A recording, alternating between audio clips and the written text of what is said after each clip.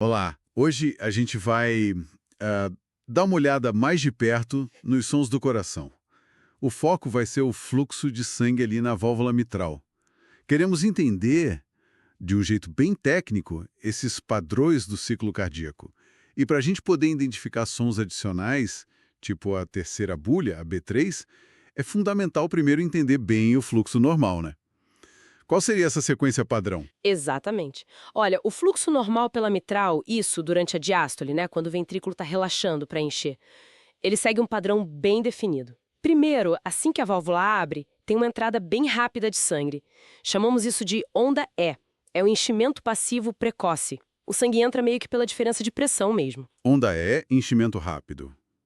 Ok. Isso. Aí depois dessa primeira onda, o fluxo dá uma boa diminuída, quase para. É um período chamado diástase.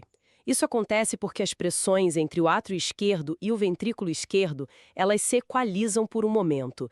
Ficam muito parecidas. Entendi. Então, um fluxo rápido, depois uma calmaria. E o que vem depois? Bom, aí entra a contração do átrio esquerdo. Ele dá um empurrão final, sabe? Manda mais um pouquinho de sangue para o ventrículo. Esse é o segundo pico de fluxo que a gente vê, a onda A.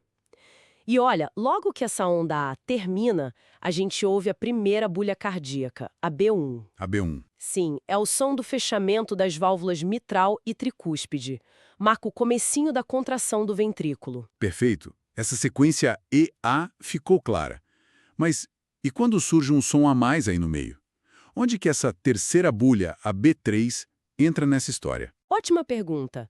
A B3, ela aparece justamente na diástole, tá? Depois da B2, que é o som do fechamento da aórtica e pulmonar, mas durante aquela fase de enchimento rápido, bem na hora da onda E. Ah, então ela acontece bem no começo do enchimento ventricular. E como que é esse som? É um som fácil de ouvir?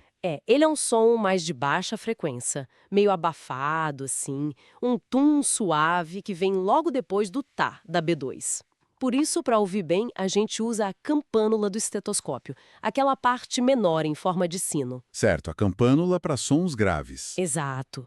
E a melhor posição para tentar auscultar é com a pessoa deitada de lado, sobre o lado esquerdo. Aí você posiciona a campânula bem na pontinha do coração, que a gente chama de ápice cardíaco. Interessante essa dica da posição. Mas afinal, o que causa esse som extra? Por que ele aparece? O mecanismo por trás é bem interessante, na verdade. A B3 surge quando esse enchimento rápido do ventrículo encontra, digamos, uma resistência, uma limitação súbita na capacidade da parede do ventrículo de se expandir. Imagina tipo um elástico que você estica muito rápido, mas ele chega no limite de forma meio abrupta, sabe? Esse tranco na parede do ventrículo faz ela vibrar, e essa vibração é o que gera o som da B3. Gostei da analogia do elástico. Faz sentido. Mas escutar esse som é sempre sinal de problema? Ou pode ser normal? Então, esse é o ponto-chave. Depende muito da idade da pessoa e do contexto clínico geral. Em crianças, adolescentes e até em adultos jovens saudáveis ali por volta dos 35, talvez 40 anos, ouvir uma B3 pode ser perfeitamente normal. Fisiológico? Ah, é? Sim. O ventrículo deles geralmente é mais complacente, mais elástico, digamos, e esse enchimento rápido pode gerar o som sem que isso signifique alguma doença. Caramba! Então o mesmo som pode ter interpretações bem diferentes. E o que ele costuma indicar em pessoas mais velhas? Acima dos 40 anos, por exemplo. Pois é, aí a conversa muda um pouco. Em pessoas acima dos 40 anos, a B3 geralmente não é considerada normal, não. Ela costuma ser um sinal de que o ventrículo está dilatado, sabe? Com dificuldade de acomodar todo aquele sangue que chega rápido. É o que a gente chama tecnicamente de hipertrofia excêntrica. A cavidade do ventrículo aumentou de tamanho, ficou maior, como se tivesse se esticado. É diferente da hipertrofia concêntrica, onde a parede fica mais grossa. Entendi. A excêntrica é dilatação? Isso. E essa parede, que está dilatada e muitas vezes menos complacente, ela vibra de um jeito anormal quando recebe esse fluxo rápido da onda E. Daí o som da B3 patológica. Faz sentido. O coração mais esticado responde diferente ao enchimento. E que tipo de condições médicas podem levar a essa B3 patológica em pessoas mais velhas? Geralmente, essa B3 patológica aparece em situações onde o ventrículo está lidando com um volume excessivo de sangue, ou quando a função dele está comprometida. As causas mais comuns que a gente vê incluem, por exemplo, insuficiência mitral crônica grave. Que é quando a válvula não fecha direito, né? Exatamente. A mitral não fecha bem e parte do sangue volta para o átrio. Outra causa importante é a insuficiência aórtica crônica grave. Nesse caso, é a válvula aórtica que não veda direito e o sangue volta da aorta para o ventrículo. E tem também a cardiomiopatia dilatada. É uma doença do próprio músculo cardíaco que fica fraco e faz a cavidade do ventrículo dilatar. Entendi.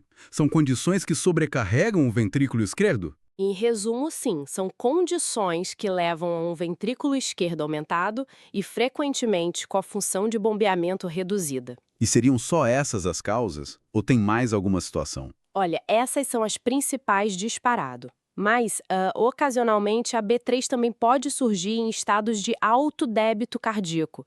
São situações onde o coração está trabalhando muito mais, bombeando um volume de sangue bem maior que o normal. Tipo na gravidez mais avançada ou na tireotoxicose, que é o excesso de hormônio da tireoide. Mas mesmo nesses casos, se a pessoa tem mais de 40 anos e aparece uma B3, vale a pena investigar melhor, com certeza. Ok, então vamos recapitular os pontos técnicos principais. A B3 é um som diastólico, acontece durante o enchimento rápido do ventrículo, na fase da onda E, e causa uma vibração da parede ventricular quando a expansão dela é limitada de forma súbita. Perfeito. E a grande mensagem técnica, eu diria, é essa diferença baseada na idade.